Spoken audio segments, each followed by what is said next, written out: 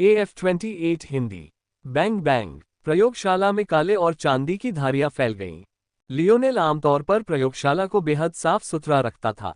उसके पिता के ब्लूप्रिंट हमेशा करीने से सजाए जाते थे। उनके द्वारा इस्तेमाल किए गए अयस्कों को उनके काम पूरा होने के बाद हमेशा स्नो ग्लोब में रख दिया जाता था, और उनके पास जो भी बचे हुए टुकड़े होते थे उनके लिए भी एक अलग जगह होती थी। हालांकि लैब सेटिंग वर्तमान में पूरी तरह से अव्यवस्थित थी। लियोनेल की क्राफ्ट टेबल पलट गई। उसके पिता के बनाए ब्लूप्रिंट बिखर गए और किसी चमत्कार से वे सुरक्षित बच गए। साथ ही स्नोग्लोब, जो कभी श्रेणी और प्रकार के अनुसार बड़े करीने से सजाए गए थे, जमीन पर बिखर गए। दोनों टकराव करने वाली सत्ताएं दुनिया की परवाह किए बिना ऐसे चलती रहीं, मानो उन्हें लियोनेल की उपस्थिति का पता ही न चला हो। लियोनेल की भौहें कई बार झुकीं। अरे, अंततः इसे सहन करने में असमर्थ होकर वह पूरी ताकत से दहाड़ा तथा अपनी आवाज में अपनी आत्मा का दबाव मिला दिया। जैसी कि उम्मीद थी, इससे प्रकाश की दो लड़ती हुई धारियों की लय पूरी तरह से बाधित हो गई, जिससे वे गिर गईं। जमीन पर उछलने के बाद चांदी की वह धार लियोनेल की ओर बढ़ी, उसके कंधे पर आकर गिरी और ऊपर नीचे उछलने लगी, मानो अपनी हताशा व्यक्त कर रही हो। उस समय तक लियोनेल को दोनों की पहचान साफ हो गई थी। चांदी वाली लकीर लियोनेल की मेटल स्पिरिट फैमिलियर लिटिल टॉलिवर थी, और काली लकीर, खैर, छोटा मिंट जमीन पर उतरा। उसके चेहरे पर असंतोष का भाव था, मानो वह घटनाओं में अचानक आए परिवर्तन से नाखुश हो। उसने अपना छोटा सा सिर हिलाया, अपनी आंखें साफ की। लियोनेल को देखते ही उसकी आंखें स्नेह से चमक उठीं। लियोनेल ने भौहें चढ़ाईं। क्या हो रहा है? क्या किसी जोन की प्रवेश सीमा पार करना संभव है? लियोनेल ने शब्दकोश निकाला। इस समय वह बेहद उलझन में था। सबसे पहले ये तथ्य कि छोटा मिंक उसकी अनुमति के बिना स्नोग्लोब से बाहर निकल गया था, पहले से ही संदिग्ध था। लेकिन इसके अलावा इस जोन में 12 व्यक्तियों की सीमा होनी चाहिए। लियोनेल के अनुसार ब्रह्मांड किसी जानवर या इंसान के जीवन को अलग अलग नहीं मानता। दोनों ही जीवन के उदाहरण हैं। तो जानवर को भी एक प्रविष्टि माना जाना चाहिए, है ना? अब जब लियोनेल ने सोचा, तो क्या लिटिल टॉली को भी एक एंट्री नहीं माना जाना चाहिए? पहले लियोनेल ने इसे नजरअंदाज कर दिया था, क्योंकि उसने मान लिया था कि चूंकि टॉली उसका परिचित है, इसलिए दोनों को एक ही एंट्री माना जाएगा। लेकिन उस छोटे मिंक के दिखने पर उसे दोबारा सोचने पर मजबूर होना पड़ा। शुरू में तो उसने सोचा था कि शायद जिस निष्क्रिय अवस्था में वह छोटा मिंक पड़ा था, उसकी वजह से वह जोन की जरूरतों को पूरा नहीं कर पा रहा था। लेकिन अब जाहिर है किसी तरह वह बाहर निकल आया था। क्या जोन के नियमों को दरकिनार करना इतना आसान था? दुर्भाग्य से लियोनेल बहुत ही सरल सोच रहा था। जीवन को आश्रय देने में सक्षम स्थानिक खजाने शुरू से ही असाधारण रूप से दुर्लभ थे। लियोनेल जैसा व्यक्ति जिसके पास खंडित धन था, इतना दुर्लभ था कि लाखों में एक भी उसे न्याय नहीं दे पाता था। लियोनेल के लिए आसान सिर्फ एक सापेक्ष शब्द था। दूसरों के लिए यही काम करना नामुमकिन होता। लेकिन इसका मतलब यह नहीं कि इसके कोई नतीजे नहीं थे। गुनगुनाहट। सीड को जवाब देते हुए किसी जोन की प्रवेश सीमा को पार करना संभव है। लियोनेल ने पलकें झपकाईं, उसका दिमाग घूम रहा था। एक पल बाद वह स्तब्ध रह गया, अचानक कुछ सोचने लगा और लगभग शब्दकोश को कोसने लगा कि वह फिर से बहुत रूखा हो गया है। क्या ऐसा करने पर कोई दंड है? गुनगुनाहट। हाँ। कैसा दंड? लियोनेल का दिल बैठ गया। गुनगुनाहट। सबसे अधिक बार दी जाने वाली सजा समय में कटौती है। लियोनेल ने लगभग गाली दे दी। ये छोटा सा मिंक हमेशा उसके लिए मुसीबतें खड़ी करता था। 10 साल की मूल समय सीमा पहले ही उसे आगे बढ़ा रही थी। हालांकि अब जब लियोनेल ने जोन को पूरी तरह से पूरा करने की उम्मीद छोड़ दी थी, तब भी यह कहना मुश्किल था कि जो भी कटौती का दंड उसे मिलेगा, वह उसे मुख्य खोज पूरी करने में मदद करेगा या नहीं। शब्दकोश के अनुसार मुख्य प्रश्न राजा आर्थर को बचाना था। मोड्रेड की हरकतों से सब कुछ कितना जटिल होता जा रहा था, ये कहना मुश्किल था कि इसमें क्या शामिल था। लियोनेल वास्तव में समय में कटौती नहीं कर सकता था। लियोनेल ने ठंडी सांस ली और खुद को शांत किया। अब चिंता करना उसके लिए कोई मददगार नहीं होगा। कटौती के बाद मेरे पास कितना समय बचेगा? गुनगुनाहट। 821 दिन शेष। लियोनेल सिहर उठा। ये 5 साल से थोड़ा कम था। उस छोटे से मिंक के आने से उसके जाने का समय लगभग आधा हो गया था। कितना गुस्सा दिलाने वाला था। क्या ऐसा हो सकता है कि लिटिल टॉली समय को प्रभावित नहीं करता? गुनगुनाहट। सीड को जवाब देते हुए, लिटिल टॉली की आत्मा सीड की आत्मा में विलीन हो गई है। इसलिए इसकी गिनती नहीं होती। लियोनेल बस अपनी हताशा को शांत कर सकता था। वह पहले से ही कुछ नहीं कर सकता था। अचानक लियोनेल के स्वप्नलोक में बिजली की चमक चमक उठी, जिससे उसकी दृष्टि चमक उठी। 2 प्रश्न। समय में कमी की गणना कैसे की गई? दूसरा, यदि मैं अपनी आत्मा को उस छोटे मिनट के साथ मिला दूं, तो क्या समय की सजा कम हो जाएगी? गुनगुनाहट। सीड को जवाब देते हुए शुरुआती प्रविष्टियों में से केवल 5 ही अब भी बची हैं। इस वजह से अतिरिक्त प्रविष्टि के लिए दंड को काफी कम करके केवल आधा कर दिया गया है। लियोनेल की आंखें चौड़ी हो गईं। ऐसा भी कुछ हुआ था। अंदर आए 12 में से 7 पहले ही मर गए। कैसे? लियोनेल को अपनी पीठ पर ठंडा पसीना महसूस हुआ। शब्दकोश का मतलब यही था कि अगर ये मौतें न होती तो सजा और भी ज्यादा होती।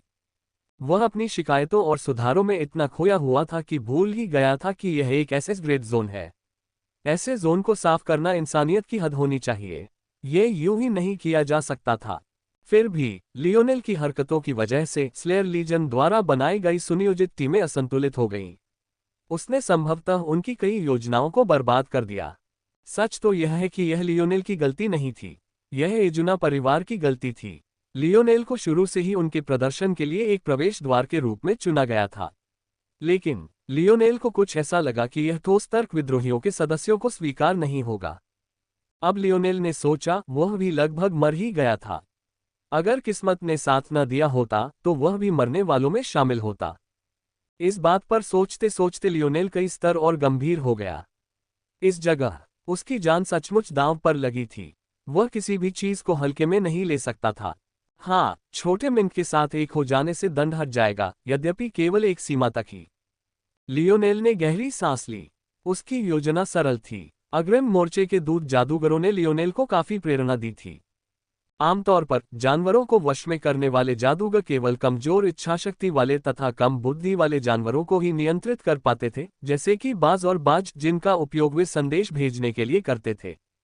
हालांकि लियोनेल के पास उन पर कई फायदे थे। पहला, उसका स्पिरिट प्रेशर कई गुना ज्यादा शक्तिशाली था।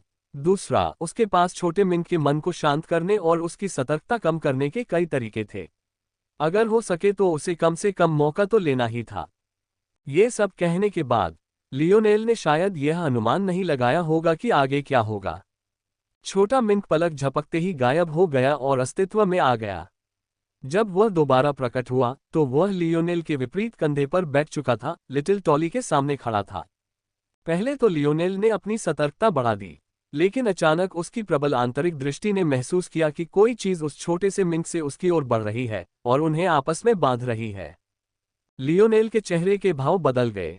उसने अपने और उस छोटे मिंक के बीच एक सूक्ष्म संबंध महसूस किया, लेकिन यह उनकी आत्माओं के जरिए नहीं, बल्कि लियोनेल ने एक कदम उठाया। उसका चेहरा हिल रहा था। क्या हमारी परछाइयां जुड़ी हुई हैं? लियोनेल को अवचेतन रूप से लगा कि यह रिश्ता आत्मा के रिश्ते से कमजोर नहीं था। कुछ मायनों में ये और भी गहरा हो सकता था। अभी क्या हुआ? गुनगुनाहट। छोटे मिंक ने सीड की छाया को अपनी छाया से बांधने के लिए अपनी छाया विश्व क्षमता का उपयोग किया है। इस नर्क का क्या मतलब है? लियोनेल को समझ नहीं आया। परछाई तो बस एक पिंड है जो रोशनी को जमीन तक पहुंचने से रोक रहा है। उसे न ज्यादा होना चाहिए था, न कम। 2 परछाइयों को आपस में कैसे बांधा जाए? और सबसे बुरी बात तो ये थी कि उसके पास विरोध करने का कोई जरिया भी नहीं था। अगर यह उसके लिए नुकसानदेह होता तो क्या होता? गुनगुनाहट। सीड इसे छोटे मिंक की क्षमता के लिए अद्वितीय एक जादुई प्रणाली मान सकता है। लियोनेल की आंखें चौड़ी हो गईं, इससे पहले कि उसे एक निश्चित समझ हासिल हुई। पता चला कि ब्रह्मांड न केवल पौराणिक क्षेत्रों के माध्यम से बल्कि क्षमताओं के माध्यम से भी नई जादुई प्रणालियां ला सकता है। तो फिर हमारी परछाइयों के मिलन का क्या मतलब है? गुनगुनाहट। छोटे मिंक के लिए परछाइयां आत्माओं की तरह काम करती हैं। परछाइयों को आपसे जोड़ना छोटे मिंक द्वारा आपको एक परिचित के रूप में स्वीकार करने जैसा है। लियोनेल के होंठ फड़क गए। क्या होना तो उल्टा ही था। अब तो उसे ही पालतू जानवर जैसा व्यवहार मिल रहा था। वह वास्तव में नहीं जानता था कि उसे ऐसी बात पर कैसी प्रतिक्रिया देनी चाहिए। लियोनेल ने आह भरी और अपना सिर हिलाया। आत्मा पाठक सोल रीडर एक 1 स्टार मेगासाट था। ये किसी के मन को पढ़ने की क्षमता जितनी अतिशयोक्तिपूर्ण नहीं थी, लेकिन इसका इस्तेमाल कम बुद्धि वाले जीवों के खिलाफ उनकी भावनाओं का सामान्य सार समझने के लिए किया जा सकता था।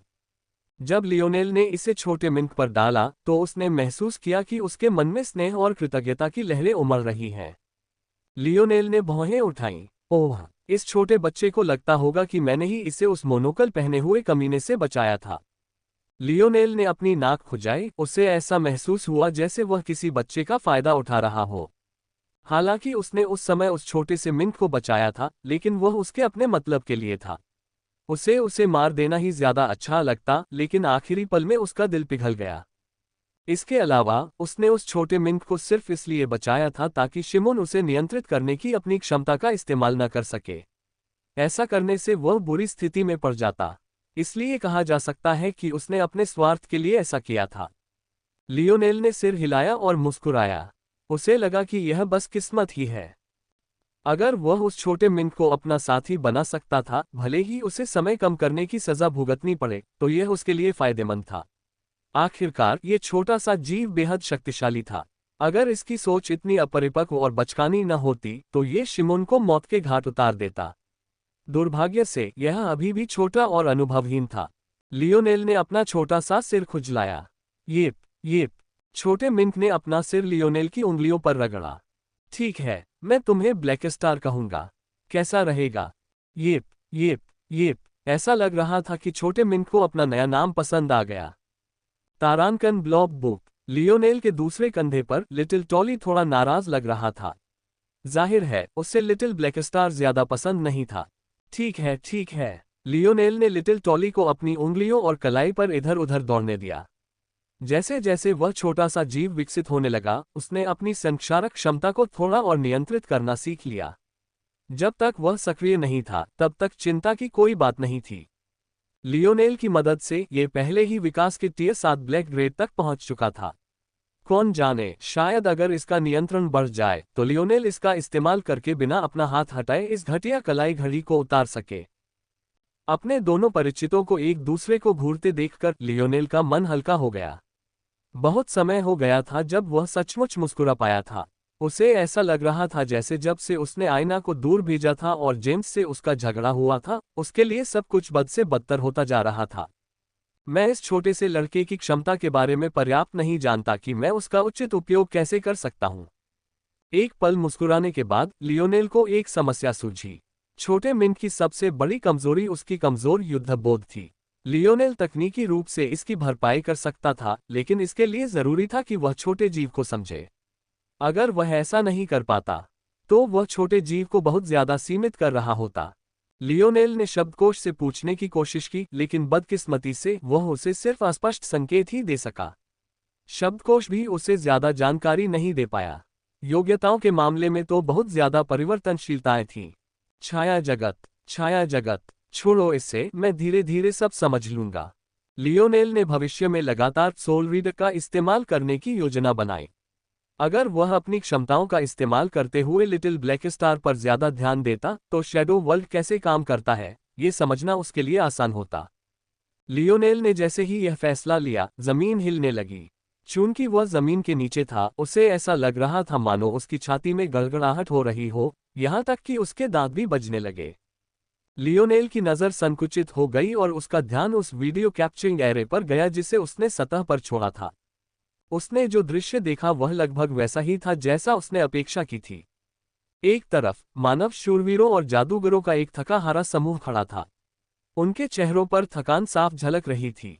फिर भी उनकी निगाहें लगभग आधी म्यान से निकली तलवारों जैसी तेज थीं। इन इंसानों के बीच सफेद कवच पहने एक आदमी था। कवच के कवच दहाड़ते सफेद बाघों के आकार के थे, जिससे वह वीर और आंशिक रूप से बर्बर लग रहा था। लियोनेल ने तुरंत पहचान लिया कि वह राजा आता है। दूसरी तरफ राक्षसों का एक झुंड था। वे उतने संगठित तो नहीं थे, लेकिन उनकी आंखें लड़ाई के इरादे से लाल थीं।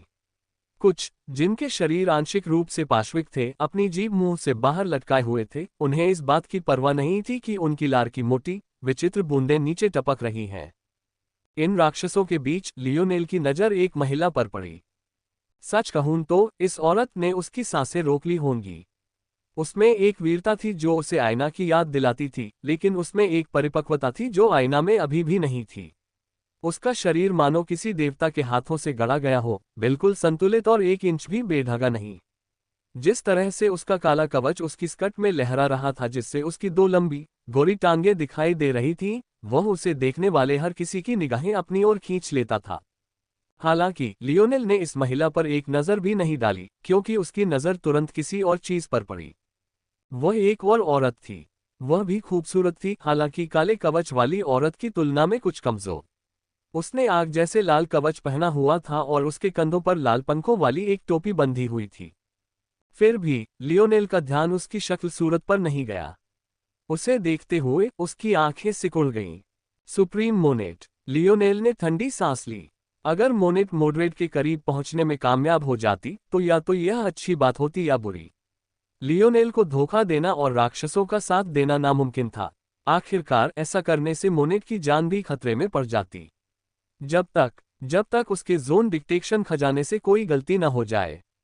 लियोनेल को पहले ही यह बात समझ आ चुकी थी कि ऐसे खजाने अविश्वसनीय होते हैं। अगर अब तक उसकी किस्मत अच्छी ना होती तो शायद जानकारी के अभाव में वह पहले ही किसी जोन में फंस चुका होता। अगर मॉडरेट के खोजी खजाने ने उसे बताया कि मुख्य खोज राजा आर्थर को बचाना है, तो यह अच्छी बात हो सकती है। हालांकि अगर किसी भी कारण से यह आकलन गलत निकला तो मोनेट लियोनेल का दुश्मन बन सकता है, जिससे उसे लड़ना होगा। उद्धरण यह एक समस्या हो सकती है। लियोनेल ने बाकी विरोधी सेनाओं पर नजर डाली। उसने तुरंत उन 3 लोगों को ढूंढ लिया जो उसके साथ अंदर आए थे। बड़ा बुद्ध, छोटा नाना, बैंगनी वर्षा। लियोनेल दंग रह गया। क्या हो सकता है कि वह प्यारी सी बच्ची अब अकेली रह गई हो? बाकी अदुर्ना परिवार का क्या हुआ? क्या वे सब सचमुच मर गए? लियोनेल को पता था कि जोन्स छोड़ने के लिए एक एस्केप टिकट है। हालांकि वह सोच भी नहीं सकता था कि कोई परिवार अपनी छोटी बहन को इस तरह पीछे छोड़ देगा। इसके पीछे कोई और वजह जरूर होगी। दूसरी ओर ये तथ्य कि केवल मोनेट, बिग बुद्ध और वायलेट रेन ही राक्षसों के पक्ष में खड़े थे, इसका अर्थ संभवतः ये था कि अन्य लोग मर चुके थे, जिनमें बेजकी साथी मैफ्लाई भी शामिल थी। लियोनेल को समझ नहीं आ रहा था कि इस बारे में कैसा महसूस करे। हालांकि स्लेयर लीजन से उसका कोई नाता नहीं था, फिर भी मैफ्लाई उन 2 लोगों में से एक थी जो उसे बचाने आए थे। हालांकि उस समय उसे ऐसी मदद की जरूरत नहीं थी, फिर भी कभी कभी सोचना भी उतना ही जरूरी होता है जितना कि काम करना। VEDL शेयर मूल्य का 98.6% सटीकता के साथ AI विश्लेषण। स्टॉक एनालिसिस है। दोनों सेनाएं आमने सामने थीं, तनाव हवा में उड़ रहा था। राजा आर्थर अपने घोड़े पर स्थिर भाव से बैठे थे। उनकी भौहें गर्व से सिकुड़ी हुई थीं। अब उसका रूप पहले वाले क्रोधित सम्राट जैसा बिल्कुल नहीं था, बल्कि उसने एक बार फिर अपनी लय पकड़ ली थी और मानवता के दुश्मनों का बहादुरी से सामना कर रहा था। दूसरी तरफ मॉडरेट खड़ी थी। राजा आर्थर के उलट उसके व्यवहार में कोई गरिमा नहीं थी। इसका मतलब यह नहीं था कि उसकी गति कम हो गई थी, बल्कि अपनी महिमा दिखाने का उसका तरीका बहुत अलग था। राजा आर्थर अपने 12 शूरवीरों में से 6 से घिरे हुए अतुलनीय रूप से गंभीर थे, लेकिन वह बिल्कुल उदासीन थी। मानो कैमलॉट को उसकी नजरों में कोई जगह ही न हो। खींचना। राजा आर्थर की जोरदार दहाड़ का जवाब म्यान से बाहर निकलते हुए ब्लेडों की आवाज से मिला। उनकी हरकतें एक जैसी थीं, जिससे तीखी, धात्विक प्रतिध्वनि एक हो गई और ऊपर गड़गड़ाते काले बादलों की ओर भेदती हुई।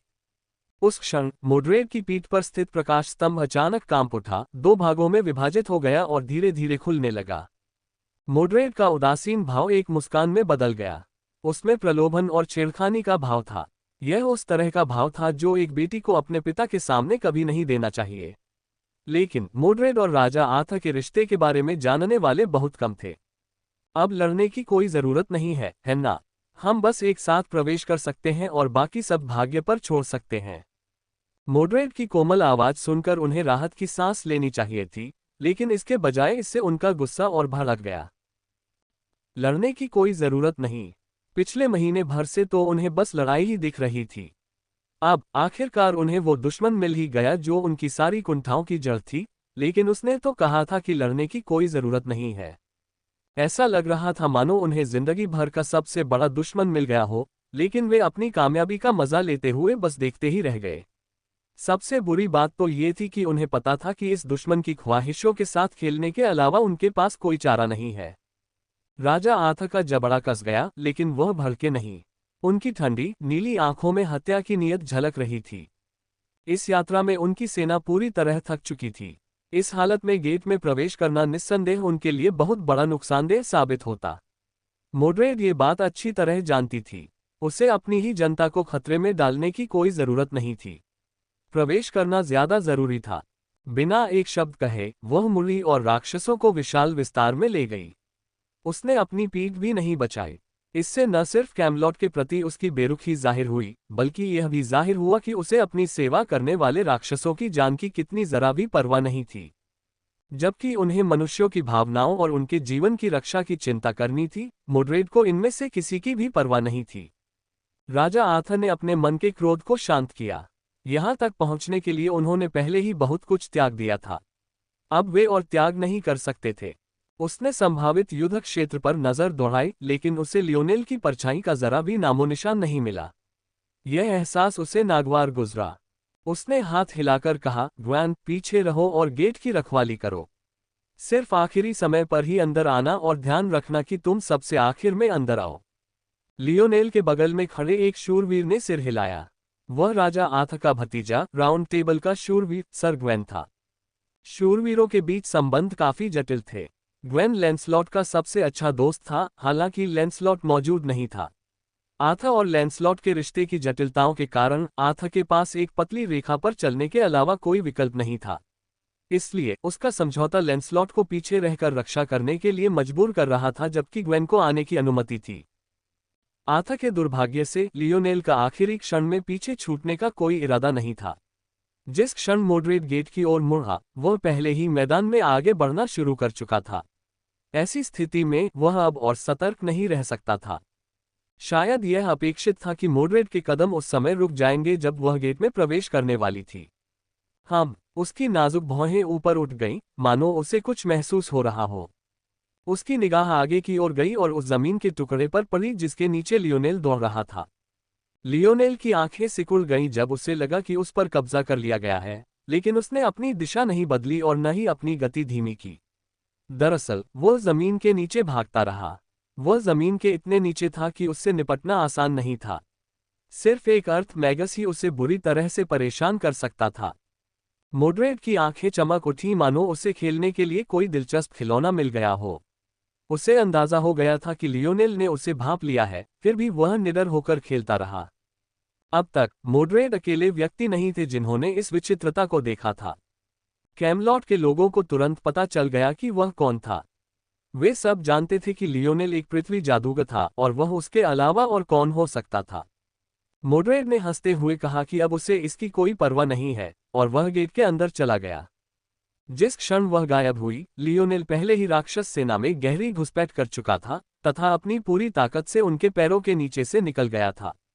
राजा आर्थर का जबड़ा कस गया।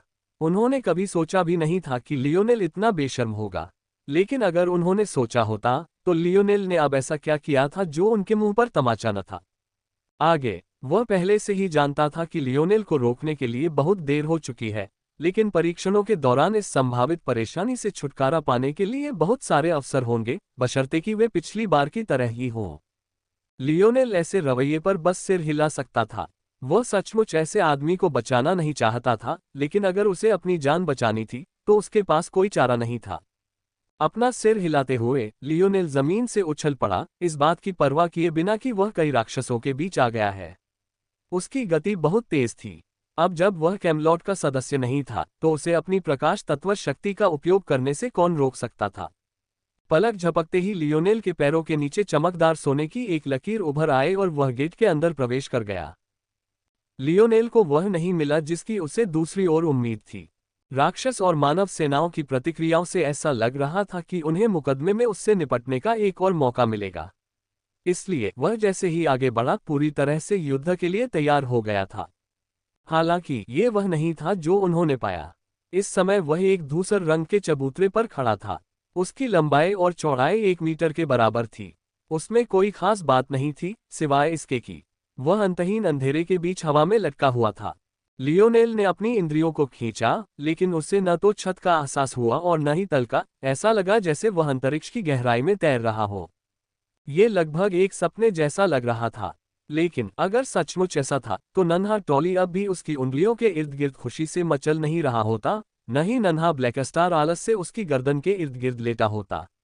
चूंकि दोनों उसके बगल में थे, इसलिए ये साफ था कि लियोनेल का असली शरीर उस जगह में प्रवेश कर चुका था, कम से कम उसके शुरुआती आकलन से तो यही लगता था।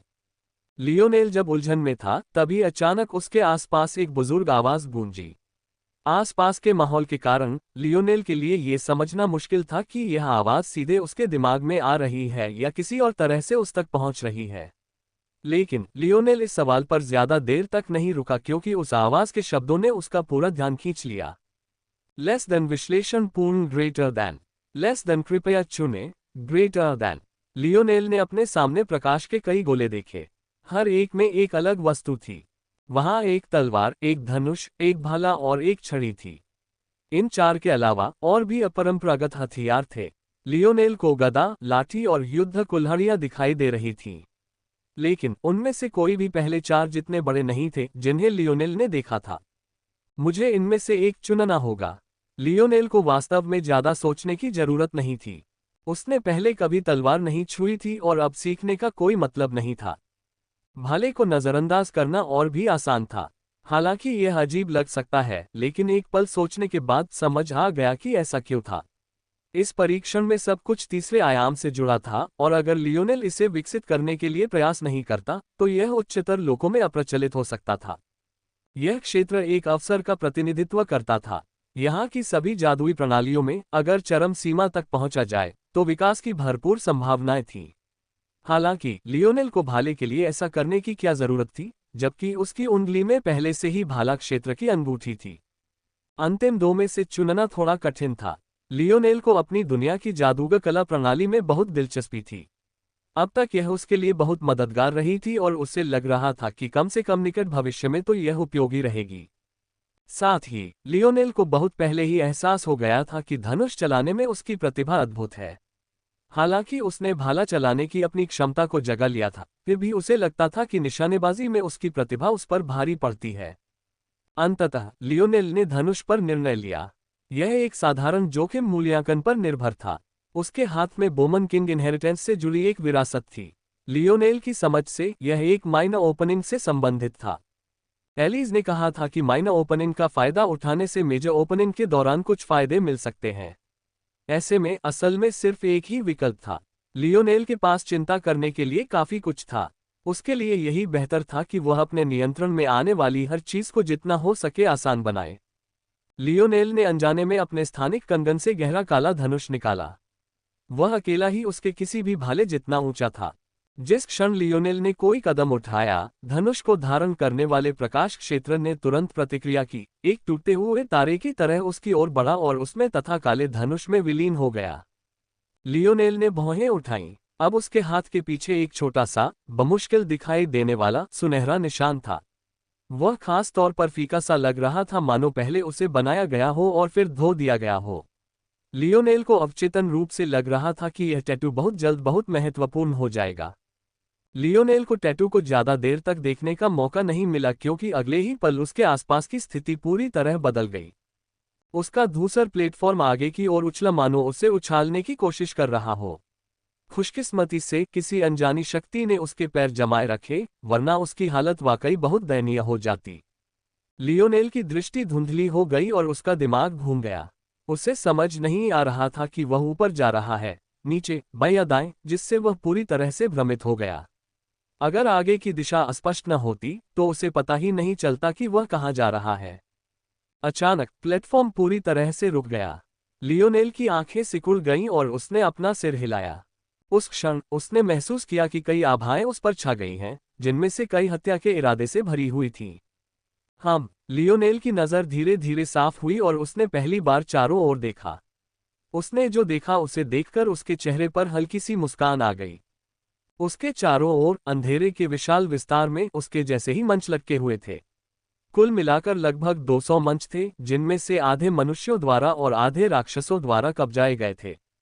हत्या के इरादे की कई धाराएं उसके आसपास घूमने वाले राक्षसों से आती थीं, लेकिन ये सिर्फ इंसानों के प्रति उनकी नफरत की वजह से था।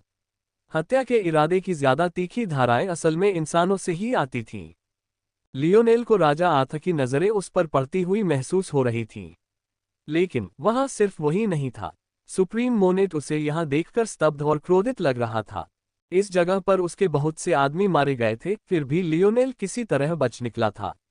चाहे उसे यह बात समझ में आए या नहीं, उसने अवचेतन रूप से इस घटना के लिए लियोनेल को ही दोषी ठहराया।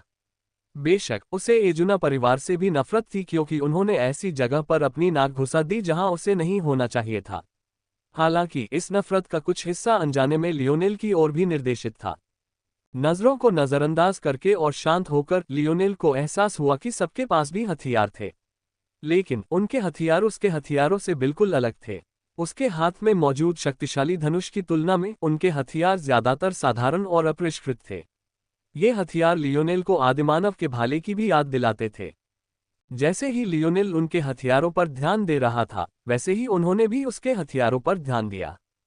मामूली शुरुआत, वे सब तुरंत समझ गए और उनमें से कई की आंखों में लालच की ज्योति जल उठी। यहाँ जो लोग थे, उनमें से एक अल्पसंख्यक ऐसे थे जिनके पास ऐसी विलासिता थी। पहला था राजा आथा। वह अपनी तलवार बड़ी बहादुरी से चलाता था। इसमें कोई शक नहीं था कि यह तलवार पौराणिक एक्सकैलिबर ही थी। अगली थी मोड्रेड। उसके हाथ में स्याही जैसी काली छड़ी थी। उसमें एक ऐसा वैभव था कि लियोनेल का दिल कांप उठा। न जाने क्यों उसे उसके पीछे एक स्याही सी काली किलिन की धुंधली सी छवि दिखाई दे रही थी। हैरानी की बात है कि तीसरा असल में पियस था। यह शायद राजा आथा और उनके आदमियों के लिए भी एक आश्चर्य की बात थी। पियस की लंबी दो तलवारें उसकी हथेलियों में हल्के से पकड़ी हुई जमीन को छू रही थीं। चौथे थे पोप मार्ग्रेव। उन्होंने अपनी छाती पर एक चमकता हुआ क्रॉस ऐसे रखा था मानो किसी सतत प्रार्थना में डूबे हों। उनके चारों ओर का प्रकाश अंतहीन अंधकार को भी प्रकाशित कर रहा था। इससे पहले कि लियोनेल दूसरों को देख पाता, स्थिति एक बार फिर बदल गई। लेस देन पहला परीक्षण शुरू। ग्रेटर देन दुनिया विकृत हो गई। 20 मीटर से ज्यादा चौड़ाई और लंबाई वाला एक विशाल धूसर रंग का मंच दिखाई दिया। उसी समय एक राक्षस का अपना ग्रे मंच आगे की ओर उछला, जो उसके नियंत्रण से बाहर के विशाल मंच से जुड़ गया। इससे पहले कि लियोनेल समझ पाता कि क्या हो रहा है, एक प्राणी प्रकट होने लगा। जल्द ही एक अजीब धातु का जानवर अस्तित्व में आया। पहले तो लगा कि उसके धातु के आवरण बस अजीब तरह से रखे गए कवच के टुकड़े हैं, लेकिन जब वह खींचने लगा तो उसकी हरकत से साफ हो गया कि ये धातु के कवच उसके शरीर का ही हिस्सा थे। ये 4 पैरों पर खड़ा था और कुछ एक बड़े चांदी जैसे बाघ जैसा लग रहा था। हालांकि इसकी पूंछ साधारण रूप से लंबी थी, ढाल जैसे शल्कों से बनी हुई, जो बिना चिमटे वाले बिच्छू जैसी दिखती थी। ये पूंछ लगभग चाबुक जैसी थी, जो जीव के शरीर की लंबाई से दोगुनी थी। उसके 2 तीखे दांत थे जिनसे उसका मुंह आधा खुला रहता था। साथ ही उसकी एक ही खड़ी आंख थी जो उसके माथे को 2 भागों में विभाजित करती थी। इस समय जानवर एक ढाल से घिरा हुआ था। हालांकि आवाज ने कहा था कि पहला परीक्षण शुरू हो चुका है, लेकिन पहले एक कदम पूरा करना जरूरी था। सबसे पहले चुना गया दानव उस प्राणी के सामने मंच पर खड़ा हो गया। हालांकि अभी तक उसे मुख्य मंच पर कदम रखना बाकी था। ऐसा इसलिए नहीं था कि वह डर के मारे कांप रहा था, बल्कि इसलिए था कि उसके सामने अजीबोगरीब आकृतियां बनने लगी थीं। वह अकेला नहीं था जो इन पैटर्न को देख सकता था। यह एक और विकल्प था। बस इस बार सभी लोग मिलकर इसकी गवाही देंगे। जल्द ही ये पैटर्न आपस में मिलकर एक स्पष्ट छवि बन गए। जो बचा वह था शाखाओं वाली लेजरों से जुड़े अनगिनत गोले। इनमें से ज्यादातर गोले धुंधले थे। हालांकि सबसे नीचे एक ऐसा था जो थोड़ा ज्यादा चमकीला था। लियोनेल के दिमाग को तुरंत समझ आ गया कि यह क्या था। पेड़ लगाने का कौशल। पहले तो लियोनेल को लगा कि उसका विचार बेतुका है, लेकिन जितना ज्यादा उसने इसके बारे में सोचा, उतना ही उसे एहसास हुआ कि यही एकमात्र स्पष्टीकरण था। दानव ने गदा को हथियार के रूप में चुना था। कौशल वृक्ष का एकमात्र चमकीला गोला भी गदा की छवि प्रक्षेपित कर रहा था, सिवाय इसके कि यह गदा गतिमान थी, जो लियोनेल के अनुमान से एक तकनीक प्रदर्शित कर रही थी। लियोनेल के विपरीत, जो अंधेरे में था, ऐसा लग रहा था कि दानव इस कौशल वृक्ष के प्रकट होने से हैरान नहीं था। उसकी आंखें एक ज्वलंत रोशनी के साथ कौशल वृक्ष के शीर्ष की ओर देख रही थीं, लेकिन वह अच्छी तरह जानता था कि वह अभी उन महान क्षमताओं को छूने की स्थिति में नहीं था। थोड़ी अनिच्छा के साथ वह उस एकमात्र हल्के से चमकीले गोले की ओर बढ़ा। लेस देन मूलभूत कौशल, एकल हत्थे वाला प्रहार, चुना गया ग्रेटर दैन। लेस देन शेष कौशल अंक, 0 ग्रेटर दैन। लेस देन परीक्षण प्रारंभ, ग्रेटर दैन। राक्षस ने अपनी गदा लहराए और अपने होंठ चाटे। जैसे ही वह मुख्य मंच पर पहुंचा, ढाल गायब हो गई। उसी क्षण आलस से खींचा हुआ वह जानवर अचानक रुक गया और उसके दांतों में एक हल्की सी गड़गड़ाहट हुई। लियोनेल ने जितना सोचा था, लड़ाई उससे कहीं ज्यादा लंबी चली। उसने शुरू में सोचा था कि यह कुछ ही चालों का मामला होगा, लेकिन जैसे जैसे वह देखता गया, वह उतना ही हैरान और आशंकित होता गया। उसके सदमे का कारण यह नहीं था कि जानवर बहुत शक्तिशाली था या दानव बहुत कमजोर था, या फिर इसका उल्टा भी नहीं था। उसके सदमे का कारण यह था कि एकल हाथ से प्रहार के अलावा दानव ने कोई और चाल नहीं चली। नहीं, ये बिल्कुल सही नहीं था। ऐसा नहीं था कि उसने कोई और चाल नहीं चली, बल्कि वो नहीं चला सकता था। जब लियोनेल अपने विचारों में इस बिंदु पर पहुंचा, तो उसने एक ठंडी सांस ली और अचानक समझ गया कि यह परीक्षा कैसे काम करेगी। इस जगह पर शायद ऐसे निराकार नियम थे जिनके कारण उन कौशलों का उपयोग करना असंभव था जो कौशल वृक्ष के माध्यम से अनलॉक नहीं किए गए थे। लियोनेल दंग रह गया। पहली बार उसे धनुष चुनने का थोड़ा पछतावा हुआ। अगर हालात वाकई ऐसे थे, तो उसकी हालत बहुत खराब थी। यह कोई साधारण हमला करने के तरीके को सीमित करने का मामला नहीं था। दानव केवल साधारण कदमों से ही आगे बढ़ सकता था। इसके अलावा उसके कौशल में एक ठंडापन था, मानो ये सचमुच एक खेल हो। इस तरह की स्थिति के कारण वह हर 3 सेकंड में केवल एक बार ही हमला कर पाता था। इसका मतलब था कि युद्ध का हर पहलू नियंत्रित था, चाहे वह चाल हो, आक्रमण हो या बचाव। एक धनुर्धर होने के नाते लियोनेल पर विशेष रूप से प्रतिबंध थे। इससे आगे के कई स्तर और भी मुश्किल हो सकते थे। यही एकमात्र समस्या नहीं थी। लियोनेल को उम्मीद थी कि वह अपनी जादूगरी कलाओं से तीरों की कमी पूरी कर लेगा। लेकिन अगर वह सिर्फ अपने कौशल वृक्ष पर मौजूद कौशलों का ही इस्तेमाल कर सकता था, तो तीर कहां से लाएगा? लियोनेल को यकीन था कि यदि यह स्थान आक्रमण के तरीकों को भी प्रतिबंधित कर सकता है, तो यह उसे अपने तीर बनाने की अनुमति नहीं देगा। छी! लियोनेल ने अपना जबड़ा भींच लिया। आखिरकार एक लंबी लड़ाई के बाद कांच के टूटने की आवाज गूंजी। धातु के राक्षस के चारों ओर एक अदृश्य कवच टूट गया, जिससे वह बंद हो गया। थके हारे और थके हुए राक्षस की आंखें चमक रही थीं। थका हुआ होने के बावजूद उसने ये कर दिखाया था, वह पहली परीक्षा में पास हो गया था। लेस देन पहला परीक्षण पूरा ग्रेटर देन। लेस देन समय लिया गया 2 घंटे 39 minute 2 second greater than. Less than trial grade C greater than. Less than पुरस्कृत कौशल अंक 2 ग्रेटर देन। लेस देन विशेष पुरस्कार कोई नहीं ग्रेटर देन। कौशल वृक्ष एक बार फिर राक्षस पुरुष के सामने प्रकट हुआ। इस बार एक नई पंक्ति प्रकाशित हो गई थी, लेकिन अपने कौशल बिंदुओं के साथ वह अधिकतम 2 ही चुन सकता था। इसके अलावा कुछ ऐसे कौशल भी थे जिन्हें जागृत करने के लिए एक बिंदु से ज्यादा की आवश्यकता थी। हालांकि अभी तक दानव मनुष्य द्वारा जागृत किए जा सकने वाले सभी कौशल बुनियादी थे और इसलिए उसे केवल एक की ही आवश्यकता थी। समस्या ये तय करने की थी कि आगे बढ़ने का रास्ता क्या होगा। क्या उसे विविधता लाने की कोशिश करनी चाहिए या किसी एक शाखा में विशेषज्ञता हासिल करनी चाहिए जब तक कि वह रैंक वाले कौशल विकसित न कर ले। अंततः राक्षस ने अपना निर्णय ले लिया। लेस देन मूलभूत कौशल 2 हाथों वाला प्रहार चुना गया ग्रेटर देन। लेस देन मूल कौशल चार्ज्ड बैश चुना गया ग्रेटर देन। लेस देन शेष कौशल अंक 0 greater than. Less then C grade recovery पुरस्कृत ग्रेटर देन। राक्षस का मंच पीछे की ओर उछला।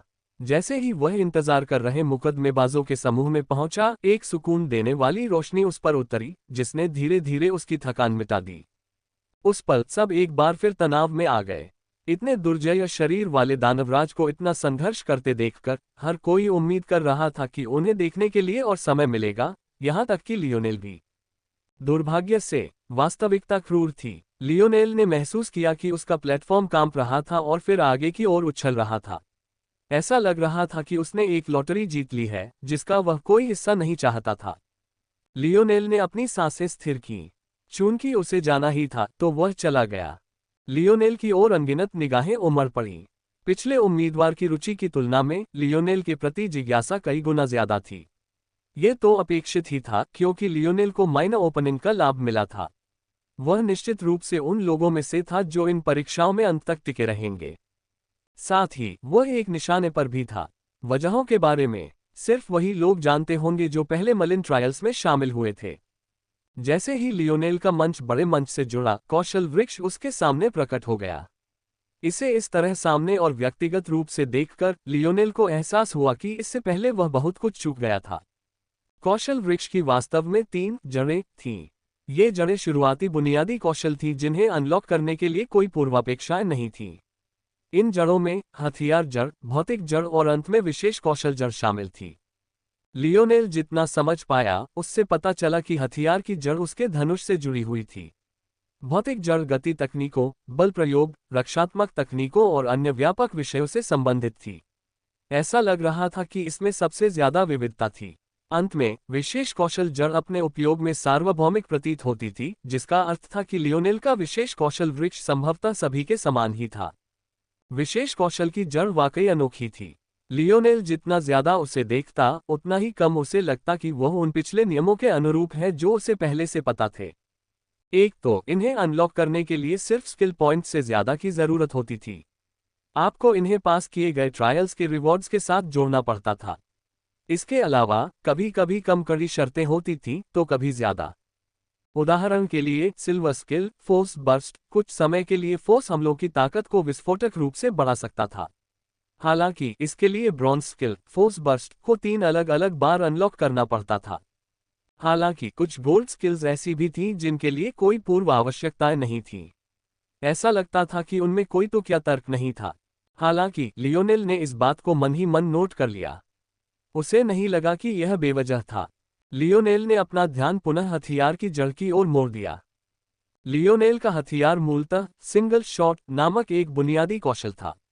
दानव के सिंगल हैंडेड बैश की तरह यह उसे हर 3 सेकंड में एक तीर चलाने की अनुमति देता था। लेस देन शेष कौशल अंक 3 ग्रेटर देन। आवाज ने अचानक लियोनेल को उसकी सोच से बाहर निकाल दिया। एक पल के लिए उसे सुखद आश्चर्य हुआ, फिर कुछ समझ आया। माइना ओपनिंग के लाभार्थी होने के नाते यह उसका फायदा ही होगा। उसे मिल रही ईर्ष्या भरी निगाहों ने इस बात की पुष्टि कर दी। कुछ तो उसे जल्दी करने के लिए भी कह रहे थे। आखिरकार लियोनेल तो काफी देर से खड़ा था, लेकिन लियोनेल ने इन लोगों की ओर से आंखें मूंद लीं। चूंकि कोई समय सीमा नहीं थी, इसलिए उसने इस कौशल वृक्ष को पूरी तरह से अपने स्वप्नलोक में अंकित कर लिया। इंतजार। लियोनेल की आंखें अचानक चमक उठीं, जैसे उसका दिमाग बिजली की तेज चमक के साथ लगभग फट गया हो। उसे यकीन नहीं हो रहा था कि उसने पहले इस बारे में क्यों नहीं सोचा था।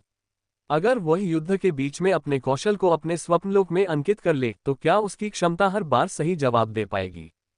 मूलतः वह केवल इस कौशल वृक्ष को अपने मस्तिष्क में अंकित करना चाहता था ताकि वह कौशल अनलॉक के लिए इष्टतम मार्ग निकाल सके, लेकिन उसने महसूस किया कि इसके लाभ उसकी अपेक्षा कहीं अधिक थे। इन परीक्षण स्थलों के बाहर मेरे पास ऐसे कौशल नहीं है जिनका मैं इस्तेमाल कर सकूं। ये बहुत ही मुक्त रूप है, इसलिए मेरे स्वप्नलोक का उपयोग करना मुश्किल है। यही असली वजह थी कि लियोनेल ने अपने सपनों के परिदृश्य का इस तरह इस्तेमाल करने के बारे में कभी नहीं सोचा था। असल जिंदगी कोई खेल नहीं थी। आप किसी व्यक्ति की क्षमताओं को ऐसे कौशलों में नहीं बांट सकते थे जिनका इस्तेमाल वह किसी भी समय कर सके। या क्या आप कर सकते थे? यदि लियोनेल अपनी सभी तकनीकों और क्षमताओं को उनके सरलतम रूपों में तोड़ दे, फिर उन्हें अपने ड्रीमस्केप में व्यवस्थित कर दे, तो क्या होगा? आइए इन परीक्षण मैदानों को परीक्षण के रूप में उपयोग करें। यह माहौल लियोनेल के लिए ये जांचने के लिए एकदम सही था कि उसका विचार व्यवहारिक है या नहीं। यहाँ वह वास्तव में केवल मलिन द्वारा प्रदान किए गए कौशल का ही उपयोग कर सकता था। ड्रीमस्केप का यह नया अनुप्रयोग काम करेगा या नहीं, ये जांचने के लिए इससे बेहतर जगह और क्या हो सकती थी। अगर यह काम कर गया तो लियोनेल की एक और बड़ी समस्या भी हल हो जाएगी। अभी तक वह अपनी सभी भाला विद्याओं को सुचारू रूप से जोड़ने में सक्षम नहीं हो पाया था। लेकिन क्या होगा अगर वह अपने सभी भाला विद्या कौशलों को अपने स्वप्न दृश्य में भी व्यवस्थित कर सके? लियोनेल की सांसें थोड़ी अटक गईं। अगर यह काम कर गया तो उसकी वह क्षमता, जो सीधे युद्ध में हमेशा से कमजोर रही है, उसे एक असली राक्षस बना सकती है। हालांकि लियोनेल जानता था कि वह खुद से आगे नहीं बढ़ सकता। अपने ड्रीमस्केप का इस तरह इस्तेमाल करने के लिए उसे अपनी युद्ध भावना को अत्यंत उच्च स्तर तक बढ़ाना होगा। अपने प्रतिद्वंदी को पढ़ने में सक्षम होने पर ही वह अपने ड्रीमस्केप के सुझावों को पूरी तरह से लागू कर पाएगा। अनुभव। सब कुछ अनुभव पर निर्भर करता है। लियोनेल की नजरें चमक उठीं। ये मलिन ट्रायल्स उसके लिए बिल्कुल सही रहेंगे। जैसे ही उसने यह फैसला लिया, उसने पूरी दुनिया को अपने से दूर कर दिया। उसे अपने इंतजार में बैठे लोगों की बेसब्री की परवाह नहीं थी, उसका दिल मानो धड़कने बंद हो गया था। लेस देन मूल कौशल सिंगल शॉट चुना गया ग्रेटर दैन। लेस देन मूलभूत कौशल त्वरित पुनः लोड चुना गया ग्रेटर दैन। लेस देन मूल कौशल स्टैक्ड शॉट चुना गया ग्रेटर दैन। लेस देन शेष कौशल अंक शून्य ग्रेटर दैन। लेस देन परीक्षण प्रारंभ ग्रेटर दैन। जैसे ही यह आवाज गूंजी, लियोनेल के सामने तीरों का एक तरकश उतर आया। Less than basic quiver greater than. Less than क्षमता 10 तीर ग्रेटर दैन। लेस देन पुनः लोड समय 60 second greater than. Less than पुनः लोड क्षमता 1 तीर ग्रेटर दैन। लियोनेल तुरंत समझ गया। इस साधारण तरकश से उसे 10 तीर मिलते थे और हर मिनट एक तीर भर जाता था। ऐसा लग रहा था कि हथियारों में उसकी बढ़त उसके तीरों तक सीमित नहीं थी, लेकिन ये भी ठीक था।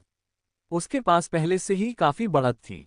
जैसे ही धातु के जानवर के चारों ओर की ढाल गायब हुई, उसकी नजरें गंभीर हो गईं। ये वही जानवर था जिसका सामना राक्षस ने किया था और संभवतः वह अदृश्य अवरोध जो राक्षस ने तोड़ा था, अब पुनर्जीवित हो गया था। लियोनेल को लगा कि मुकदमा शुरू होते ही लिटिल ब्लैक स्टार और टॉली की गतिविधियां प्रतिबंधित हो गई थीं, लेकिन उसे कोई आश्चर्य नहीं हुआ। विशेष कौशल वृक्ष पर उसने पहले ही परिचितों से संबंधित कई कौशल देख लिए थे। ऐसा लग रहा था कि जब तक वह उन्हें अनलॉक नहीं कर लेता, तब तक वह उनका उपयोग नहीं कर पाएगा। लेकिन ये ठीक था। फिलहाल लियोनेल को नहीं लगता था कि उसे अभी उनकी जरूरत है।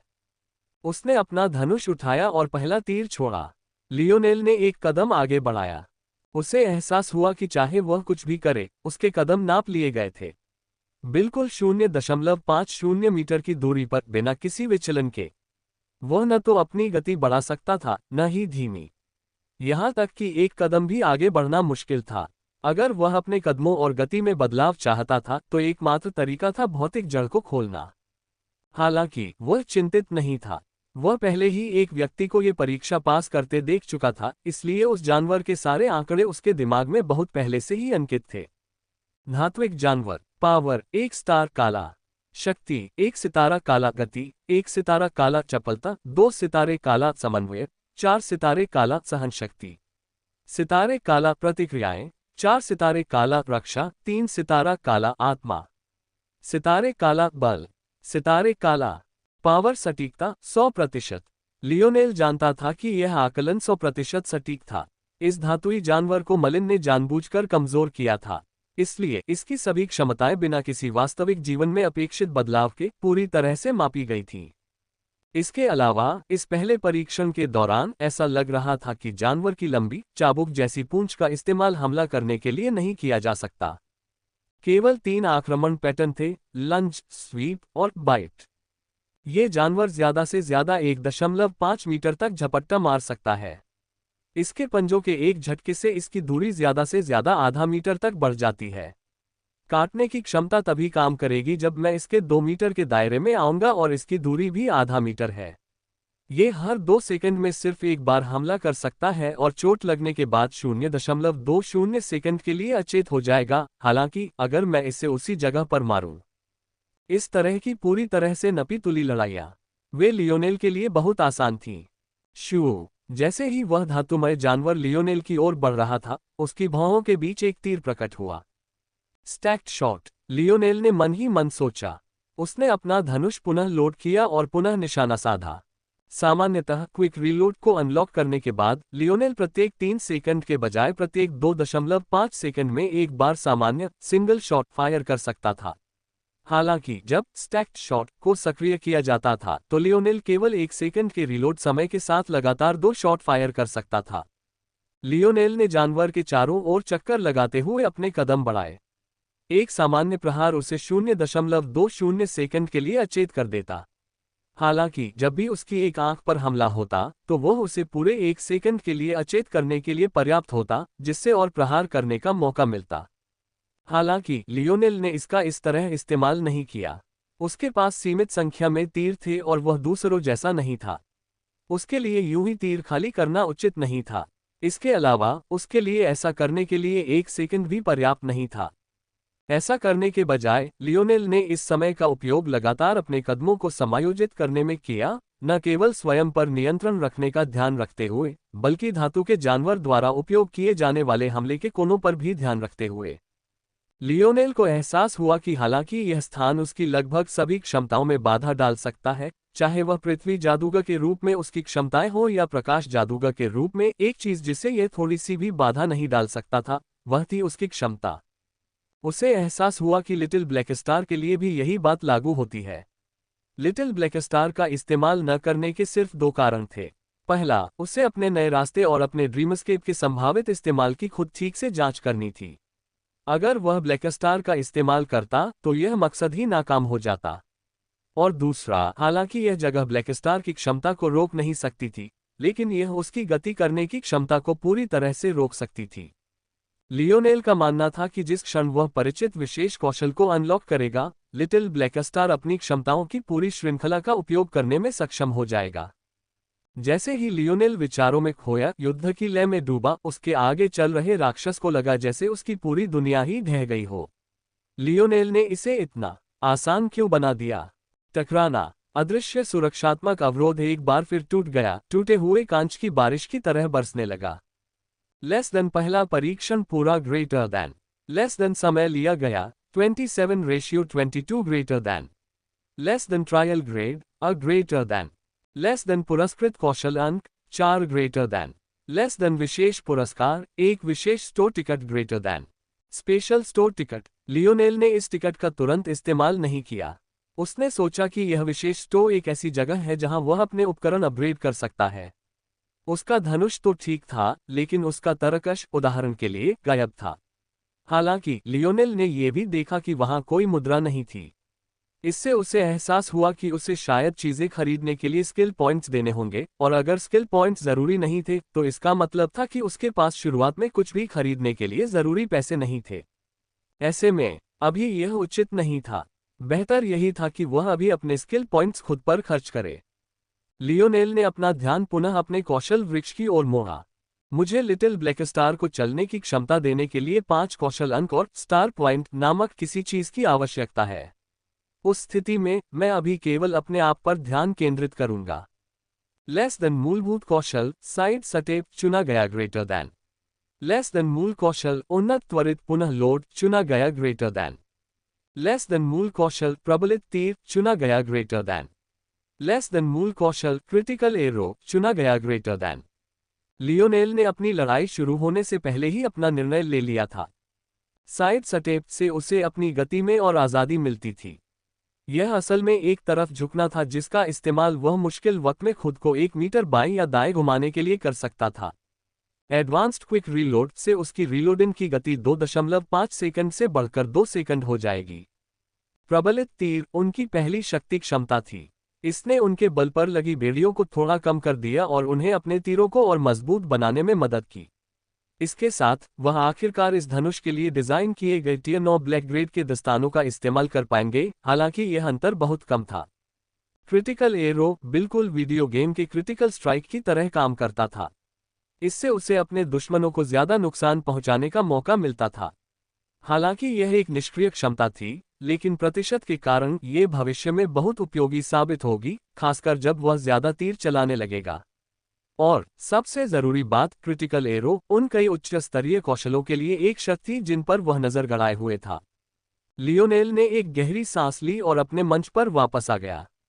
उसने महसूस किया कि लोग उसे देख रहे हैं, जिनमें से कई शत्रुतापूर्ण और सतर्क दोनों थीं। ये स्पष्ट था कि उसके प्रदर्शन के बाद कई लोग उसे एक गंभीर प्रतियोगी मानने लगे थे। Less than A grade recovery पुरस्कृत ग्रेटर दैन। सुनहरी रोशनी का एक स्तंभ लियोनेल के शरीर पर गिरा। पहले तो उसे लगा कि यह अफसोस की बात है।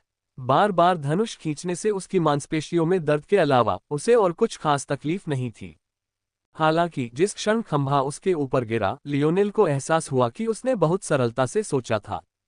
लियोनेल ने महसूस किया कि उसकी ध्यान तकनीक अपने आप ही प्रसारित होने लगी है। उसे तुरंत एहसास हुआ कि यह ध्यान तकनीक उसने कैमलॉट से नहीं सीखी थी, बल्कि मर्लिन्स बेस्ट्रोवल बोमनकिंड से सीखी हुई थी।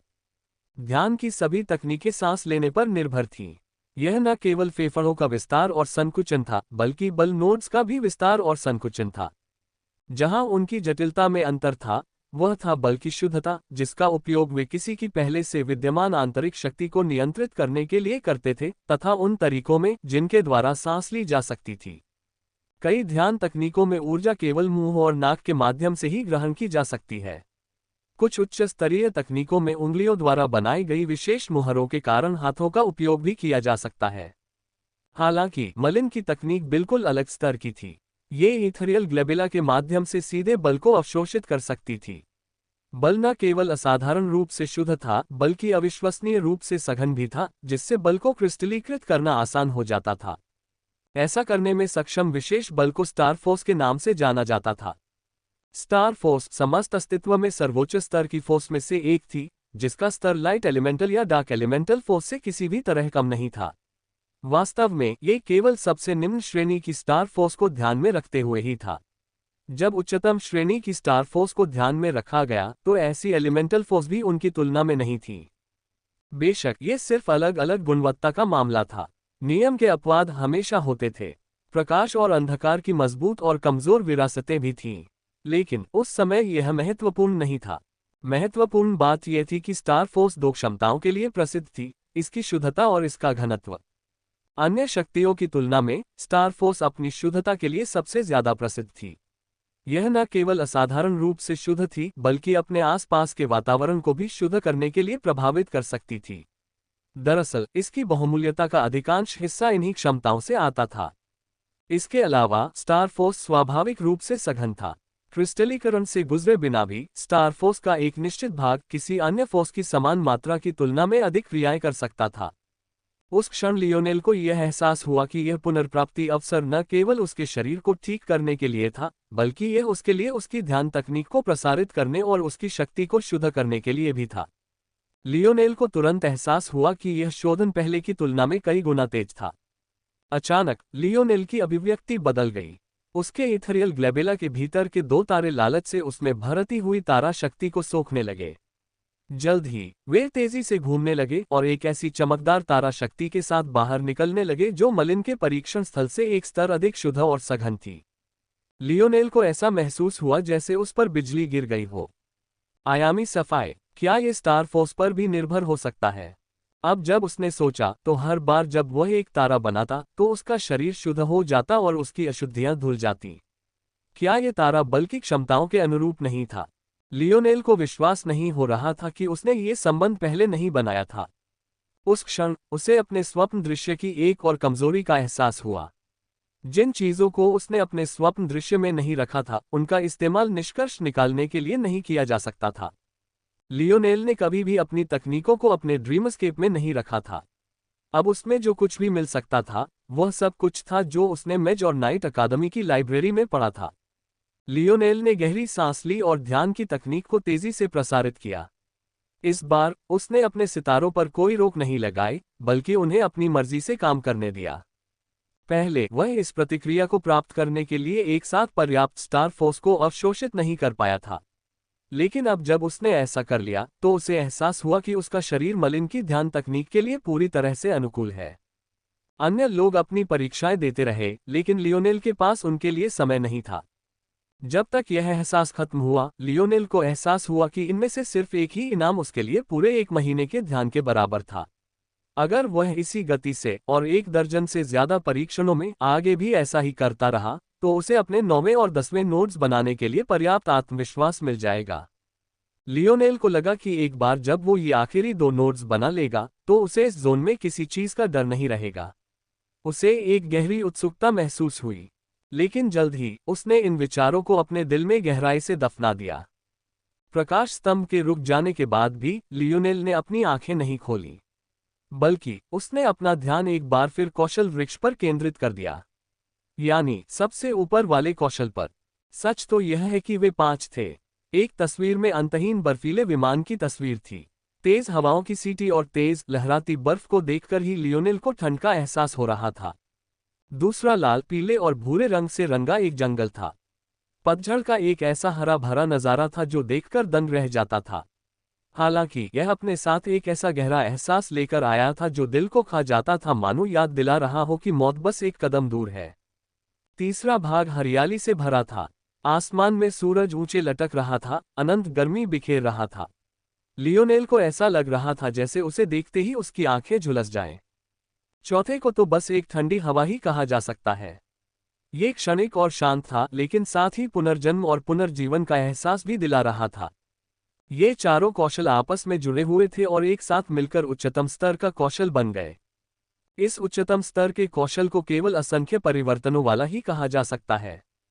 लियोनेल को अच्छी तरह पता था कि ये कौशल क्या दर्शाते हैं। जब उसने पहली बार इन्हें देखा तो वह हैरान हुए बिना नहीं रह सका, ये सोचकर कि ये परीक्षण उसे ऐसा अवसर दे सकते हैं। हालांकि इसे समझना मुश्किल होगा। ऐसा करने का एकमात्र तरीका हथियार की जड़ के सभी कौशल को अनलॉक करना होगा। फिर भी जैसे ही उसकी नज़र उस पर पड़ी, लियोनेल को पता था कि उसे चाहे जो भी हो, उसे ऐसा करना ही होगा। लेखक का नोट: मैं कहानी में उलझा रहता हूं और हमेशा डीडी की जादू प्रणाली के इस हिस्से को ठीक से समझाना भूल जाता हूं, इसलिए अब हम अंततः इस पर पहुंचेंगे। हा हा हा। ब्रह्मांड में लियोनेल के बल सशक्तिकरण विचलन की वर्तमान अवस्था को कई नामों से पुकारा जा सकता है। हालांकि लियोनेल के साथ सबसे ज्यादा प्रतिध्वनित होने वाला नाम भ्रूण अवस्था था। इन तथाकथित भ्रूणों का प्रतिनिधित्व लियोनेल के इथेरियल ग्लोबुला में छोटे पारभासी भाले और 12 कोणीय तारे द्वारा किया गया था। ये दोनों क्रमशः लियोनेल के भाला भ्रूण और प्रकाश भ्रूण का प्रतिनिधित्व करते थे। लियोनेल ने जब अपनी जिंदगी सामान्य थी तब जिन विभिन्न काल्पनिक कहानियों में खोया था, उनके विपरीत बल विचलन की समझ अविश्वसनीय रूप से जटिल थी। प्रत्येक पथ में असंख्य विविधताएं थीं, जिससे एक ही स्तर पर दो लोगों की शक्तियां बहुत भिन्न हो सकती थीं। अंततः किसी के बल सुदृढ़ीकरण विचलनों को सुधारने का मार्ग, या बल्कि उन्हें समझने और परिष्कृत करने का मार्ग, कुछ बुद्धिमान लोगों द्वारा ब्रह्मांड के चक्रों की समझ के रूप में जाना जाता था। बल सृजन विचलन ब्रह्मांड के रहस्यों का प्रतिनिधित्व करते थे, इसलिए इनका उच्चतम स्तर पर उपयोग करने के लिए इन तथाकथित ब्रह्मांड चक्रों को समझना आवश्यक था। और इन्हें कितनी गहराई से समझा जाए, यह इस बात पर निर्भर करता था कि इनके बल सृजन विचलन कितने शक्तिशाली होंगे। इस मामले को पहले समझना कठिन था, लेकिन मलिन के परीक्षण के उच्चतम स्तर के कौशल ने इसे पूरी तरह से चित्रित कर दिया। समस्त अस्तित्व में सबसे सरल ब्रह्मांड चक्र 4 ऋतुएं थीं: शीत, वसंत, ग्रीष्म और पतझड़। समझ के इस स्तर को 4 ऋतुओं का क्षेत्र कहा जाता था। वर्तमान लियोनेल को सबसे कमजोर 4 ऋतुओं के क्षेत्र की भ्रूण अवस्था में माना जा सकता है। हालांकि 4 ऋतुओं के क्षेत्र को कमजोर कहना न्यायसंगत नहीं था। यहां तक कि जो लोग इस ब्रह्मांड चक्र से गुजरकर अगले चक्र को समझने के लिए पर्याप्त रूप से सक्षम हैं, वे भी इसे पूरी तरह से नहीं समझ पाएंगे। अपने बल भ्रूण को 4 ऋतुओं की गहराई को समझने के लिए परिष्कृत करना किसी भी तरह से आसान काम नहीं था। इस दायरे में महारत हासिल करना असाधारण रूप से कठिन था। यह तथ्य कि सभी बल भ्रूण इस संपीड़न के अनुकूल नहीं थे। अगर आप अग्नि भ्रूण को समझ गए हैं और 4 ऋतुओं के क्षेत्र के शीतकालीन रूपांतर में महारत हासिल करना चाहते हैं, तो ये कितना मुश्किल होगा। सिर्फ यह विचार ही कोई मायने नहीं रखता था। परिणामस्वरूप कई लोग 4 ऋतुओं के क्षेत्र को उसकी संपूर्णता में समझने में असफल रहे और यह माना जा सकता है कि उन्होंने इसके बारे में केवल थोड़ी बहुत अंतर्दृष्टि प्राप्त की है। केवल सबसे असाधारण प्रतिभावान ही 4 ऋतुओं के क्षेत्र के सभी 4 पहलुओं को समझ सकते हैं और इसे अगले विश्व चक्र की गहनता की ओर बढ़ने के लिए एक आधार के रूप में उपयोग कर सकते हैं। एलिमेंटल फोर्स स्ट्रेंथनिंग डिविएशन की तुलना में वेपन फोर्स एम्ब्रियोज का समय अपेक्षाकृत आसान था। हालांकि कठिनाई अभी भी आसमान में चढ़ने जितनी ही कष्टदायक थी। इस तथाकथित सबसे कमजोर यूनिवर्सल साइकिल के रहस्यों के केवल एक हिस्से को समझने में ही जीवन लग सकता है। अब तक ये स्पष्ट हो जाना चाहिए था कि लियोनेल इन मलिन परीक्षणों से इतना स्तब्ध क्यों था। अगर वह अब जो उसके सामने था उस पर विश्वास करता, तो इन चारों पहलुओं को समझना और यहां तक कि उन्हें एक में मिलाना भी संभव होता, अगर वह इस परीक्षण को पूरी तरह से पूरा कर लेता। ये जानना जरूरी था कि 4 ऋतुओं के क्षेत्र का सम्मिलन चरण सबसे कठिन था। चारों ऋतुओं को अलग अलग समझने की कोशिश करना ही पहले से ही रोमांचकारी था, लेकिन उन्हें एक में मिलाना और भी ज्यादा मुश्किल था। हालांकि एक संपूर्ण सम्मिलन पूरा करके ही अगले चरण के लिए सबसे उत्तम नींव रखी जा सकती है। ये शक्ति बल प्रबलन विचलनों की दुनिया थी। इन गहन सार्वभौमिक चक्रों को समझकर ही कोई सचमुच शक्तिशाली बन सकता था। यही कारण था कि लियोनेल अपने भाले के भ्रूण के साथ अगले लोक में प्रवेश नहीं कर सका। भालों की जितनी अधिक समझ वह देखता, उसका अंतिम विलय उतना ही व्यापक होता। 4 ऋतुओं द्वारा दर्शाए गए असंख्य परिवर्तनों को वह जितना बेहतर ढंग से पकड़ पाता, उसका भाला उतना ही अधिक शक्तिशाली और प्रभावशाली होता। 4 ऋतुओं के क्षेत्र के बाद अगला क्षेत्र स्वर्गीय पिंड क्षेत्र कहलाता है। इसके लिए उल्कापिंड, चंद्रमा, ग्रह और तारे को समझना जरूरी है। लेकिन अगर मैं पहले 4 ऋतुओं के क्षेत्र को पार नहीं कर पाया, तो मैं उन्हें पूरी तरह से समझने या उन्हें एक में मिलाने के बारे में भूल सकता हूँ। 4 ऋतुओं का क्षेत्र तीसरे आयाम के समतुल्य था। हालांकि जब उस पर पूरी तरह से नियंत्रण कर लिया गया, तो वह चौथे आयाम के चरम अस्तित्वों के समतुल्य था। इसी प्रकार स्वर्गीय पिंड क्षेत्र चौथे आयाम के समतुल्य था, और जब उस पर पूरी तरह से नियंत्रण कर लिया गया, तो वह पांचवें आयाम के चरम अस्तित्वों के समतुल्य था। हालांकि ये बातें कहना जितना आसान है, करना उतना आसान नहीं, और इसका कारण यह है कि हर दायरे में अलग अलग तरह की समझ होती है। पहली तरह की समझ वह है जो ब्रह्मांड चक्र को समझने की बिल्कुल भी कोशिश नहीं करती। उदाहरण के लिए, लियोनेल अपने वर्तमान तृतीय आयामी भाला भ्रूण को बलपूर्वक चतुर्थ आयाम में विकसित करने का प्रयास कर सकता है, बशर्ते उसे चतुर्थ आयामी बल तक पहुंच प्राप्त हो। इस प्रकार की समझ सबसे कमजोर होती है और विभिन्न अस्तित्वों द्वारा इसे खुल समझ या खाली समझ के रूप में जाना जाता है। यहाँ दूसरे प्रकार की समझ दिखाई गई है। ये 4 ऋतुओं के क्षेत्र के सत्यों को समझने के लिए दूसरे की समझ पर निर्भर करती है। लियोनेल को यकीन नहीं था कि इन परीक्षण मैदानों से बाहर निकलने पर उसे मलिन की समझ को बनाए रखने की अनुमति दी जाएगी या नहीं, लेकिन अगर उसे ऐसा करने दिया गया, तो वह इस दूसरे प्रकार की समझ में आ जाएगा। इस तरह की समझ पहले और तीसरे प्रकार के बीच की थी। ये चौथे आयाम के चरम अस्तित्व जितनी शक्तिशाली तो नहीं होगी, लेकिन ये लियोनेल को उसकी अपनी शक्ति के दायरे में आसानी से अपराजय बना सकती है। तीसरे प्रकार की समझ सबसे शक्तिशाली थी। ये समझ 4 ऋतुओं के सत्यों को समझने और उन्हें एक में समाहित करने के लिए स्वयं पर निर्भर रहने का परिणाम थी।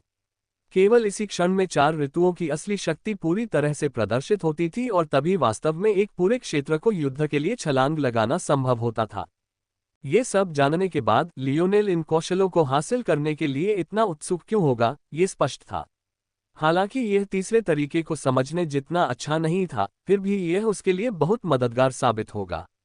इससे उसे भविष्य में अपनी व्यक्तिगत समझ के लिए एक आधार तैयार करने में मदद मिलेगी। इसके अलावा ये सिर्फ धनुष के लिए था। फिलहाल लियोनेल का मुख्य हथियार भाला था। वह इतना घमंडी नहीं था कि यह मान ले कि वह सब कुछ अपने हाथों में पकड़ सकता है।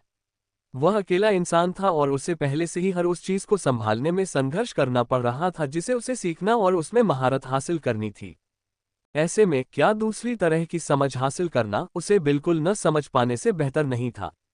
इस तरह उसे लंबे समय तक अपने धनुष कौशल के पिछड़ने की चिंता नहीं करनी पड़ेगी। इसके अलावा अपने धनुष को एक ढांचे की तरह इस्तेमाल करके वह भाले के अपने रास्ते को रोशन कर सकेगा। इन परिस्थितियों में अपने भाले के भ्रूण को पूरा करना निश्चित रूप से कई गुना आसान हो जाएगा। लेकिन एक बार फिर लियोनेल ने खुद को शांत करने की कोशिश की। उसे हजारों कौशल बिंदुओं की जरूरत थी। इसके अलावा उसने अभी तक धनुष भ्रूण भी नहीं बनाया था। वह खुद से बहुत आगे निकल रहा था। उसे यह कदम दर कदम उठाना था। जैसे ही लियोनेल अपने संकल्प की पुष्टि कर रहा था, एक बार फिर एक परिचित आवाज सुनाई दी। लेस देन पहला परीक्षण पूरा, ग्रेटर देन। लेस देन समय लिया गया 12:52 ग्रेटर देन। लेस देन परीक्षण ग्रेड उत्तम, ग्रेटर देन। लेस देन पुरस्कृत कौशल अंक 6, ग्रेटर देन। लेस देन विशेष पुरस्कार 1 विशेष store ticket 2 star point, greater than. Lionel की भौहें ऊपर उठ गईं। उसने तुरंत मंच की ओर सिर घुमाया, ये देखने के लिए कि किसने इतना बड़ा चढ़ाकर परिणाम दिया है, और पाया कि राजा आथोस धातु के जानवर के ऊपर खड़े थे। उनकी पीठ सीधी थी और उनकी आभा ऊंची थी। लियोनेल परिणाम से हैरान था। अगर वह खुद के प्रति ईमानदार होता तो उसे लगता कि उसने पहले ही लगभग उतना ही अच्छा कर लिया है जितना कोई भी कर सकता है। हालांकि वास्तविकता बहुत कठोर थी। सिर्फ राजा आथ ही उनसे बेहतर प्रदर्शन नहीं कर पाए। उनके बाद चाहे पोप मार्ग्रेव हो, मोड्रेड हो या पीएस, सभी को परफेक्ट रेटिंग मिली। लियोनेल को सबसे ज्यादा शर्मिंदगी इस बात से हुई कि 2 ऐसे दानव भी थे जिन्हें माइनर ओपनिंग का फायदा नहीं मिला था, फिर भी उन्हें परफेक्ट रेटिंग मिली। उन 2 राक्षसों के आगे बढ़ने से पहले लियोनेल ने सोचा था कि ऐसा इसलिए हो रहा है क्योंकि वह नुकसान में है। आखिरकार जहां माइनर ओपनिंग्स के दूसरे लाभार्थियों को अपने हथियार के अलावा किसी और चीज की चिंता नहीं करनी पड़ती, वहीं लियोनेल को अपने शक्तिशाली धनुष और कमजोर तीरों का संतुलन बनाए रखना था। हालांकि कुछ देर और गौर करने के बाद लियोनेल को एहसास हुआ कि चीजें इतनी आसान नहीं थीं। अगर दो राक्षस सामान्य हथियारों से कामयाब हो सकते हैं तो जरूर उसमें कोई समस्या होगी। क्या वह बहुत ज्यादा रूढ़िवादी था? लेकिन लियोनेल सचमुच उसे और ज्यादा आक्रामक बनाने का कोई तरीका नहीं सोच पा रहा था। जैसे जैसे लियोनेल को यह एहसास हो रहा था कि मामला उतना सरल नहीं होगा जितना उसने सोचा था, उसका सदमा बढ़ता ही जा रहा था। जब दोनों दानव परफेक्ट मूल्यांकन के साथ पास हो गए तो सुप्रीम मोनेट आगे बढ़े और एक और दानव प्राप्त किया। इस बार लियोनेल ही एकमात्र ऐसा व्यक्ति नहीं था जो हैरान था। मोनेट ने चाबुक का इस्तेमाल किया, लेकिन उसकी गुणवत्ता से साफ था कि वह भी इन परीक्षणों में एक और नियमित प्रतिभागी थी। हालांकि जहां उसने खुद को अलग किया वह ये था कि लियोनेल को अपनी बल चलाने की क्षमताओं को अनलॉक करना था, मोनेट को नहीं। उसके शरीर से प्रचंड लपटें निकल रही थीं और उसके चाबुक पर लिपट रही थीं, जिससे उसका हर वार दूसरे वार से 10 गुना ज्यादा प्रभावशाली हो रहा था। आखिरकार उसने 10 मिनट से भी कम समय में उस धातु के राक्षस के चारों ओर लगे सुरक्षा कवच को चकनाचूर कर दिया और एक नया रिकॉर्ड कायम कर दिया। इस प्रदर्शन के सामने लियोनेल अपनी भौहें सिकुड़े बिना नहीं रह सका। ऐसा लग रहा था जैसे उसने कुछ चीजों को हल्के में लेना शुरू कर दिया हो।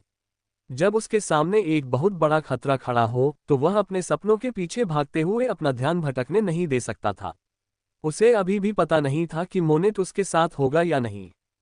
उसकी पहली प्राथमिकता जीवित रहना था। अगर ऐसा संभव होता तो वह अपने धनुष से 4 ऋतुओं के क्षेत्र पर कब्जा करने के लिए अपना सब कुछ झोंक देता। जैसा कि अपेक्षित था, ये परीक्षण स्थल क्षमताओं को प्रतिबंधित नहीं कर सकते। जैसे मैं अपनी क्षमताओं का स्वतंत्र रूप से उपयोग कर सकता हूं, वैसे ही मोनेट भी कर सकता है। मैंने शुरू में यह मान लिया था कि कैमलॉट या मोड्रेड की दानव सेना में किसी के पास क्षमताएं नहीं हैं, लेकिन क्या होगा अगर ऐसा ना हो कि उनमें क्षमताएं नहीं हैं, बल्कि ये दुर्लभ है। लियोनेल चुपचाप दोनों राक्षसों का निरीक्षण करने लगा। जल्द ही उसे समझ आ गया कि उनकी विशेषताएं क्या हैं। उनमें जन्मजात प्राकृतिक शक्ति होती है। ऐसा लगता है कि इस पौराणिक क्षेत्र के लोगों की क्षमताएं पृथ्वी पर रहने वालों जितनी व्यापक और विविध नहीं हैं, लेकिन इस तरह के दुर्लभ बदलावों का होना संभव है। लियोनेल ने अपनी आंतरिक दृष्टि से राजा आर्थ का आकस्मिक निरीक्षण करने की हिम्मत नहीं की, लेकिन उसका मानना था कि अगर उसने ऐसा किया तो राजा आर्थ में भी ऐसी ही विशेष जन्मजात शक्ति हो सकती है। और अगर उसके पास एक्सकैलिबर भी हो तो सब कुछ समझ में आ जाएगा। एकमात्र संदिग्ध मोड्रेड थी। उसकी स्थिति भी लियोनेल जैसी ही होनी चाहिए थी, केवल कमजोर मंत्रों से लंबी दूरी के हमलों पर निर्भर रहना। उसकी स्थिति भी लियोनेल से बहुत अलग नहीं थी, फिर भी वो परफेक्ट मूल्यांकन पाने में कामयाब रही। अंततः हालांकि उनकी परिस्थितियां समान थीं, फिर भी उनमें एक बड़ा अंतर था। मोड्रेड की छड़ी उसके कमजोर मंत्रों की शक्ति को बढ़ा सकती थी, लेकिन लियोनेल के धनुष के लिए, उसके तीरों के लिए ऐसा करना मुश्किल था, कम से कम उसी पैमाने पर तो नहीं। लियोनेल जितना ज्यादा सोचता गया, उसकी गंभीरता बढ़ती गई। ऐसा लग रहा था कि वह एक कदम पीछे रह गया है। उससे बेहतर मूल्यांकन वाले 7 लोग पहले से ही मौजूद थे। मोनेट और दोनों राक्षसों के लिए अभी तो सब ठीक था, क्योंकि उन्हें लियोनेल जितना शुरुआती कौशल अंक नहीं मिले थे। ज्यादा से ज्यादा वे उसके बराबर थे, क्योंकि उन सभी को कुल 7 कौशल अंक मिले थे। लेकिन अगर हालात ऐसे ही रहे तो लियोनेल और भी पिछड़ जाएगा। इसके अलावा अगर लियोनेल बेहतर प्रदर्शन नहीं कर पाया तो उसे शक था कि वह पतझड़, सर्दी, गर्मी और बसंत के भ्रूणों के बदले में इतने कौशल अंक अर्जित कर पाएगा भी या नहीं। इन सबके मिश्रण की तो बात ही छोड़ दीजिए। और भी बुरा, अभी तक सभी नहीं गए थे, कौन जाने कोई और राक्षस भी इंतजार में हो।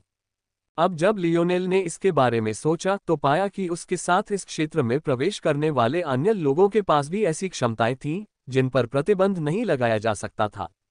मानो लियोनेल की चिंताओं को पुष्ट करने के लिए बिग बुद्धा और वायलेट रेन एक के बाद एक आगे बढ़े।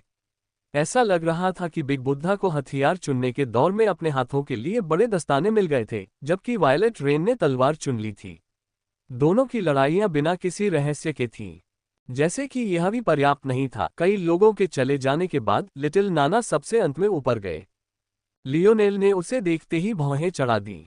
पिछली बार जब उसने उसे देखा था तब की शर्मीली बच्ची की तुलना में वह कुछ ज्यादा ही संकोची और डरी हुई लग रही थी।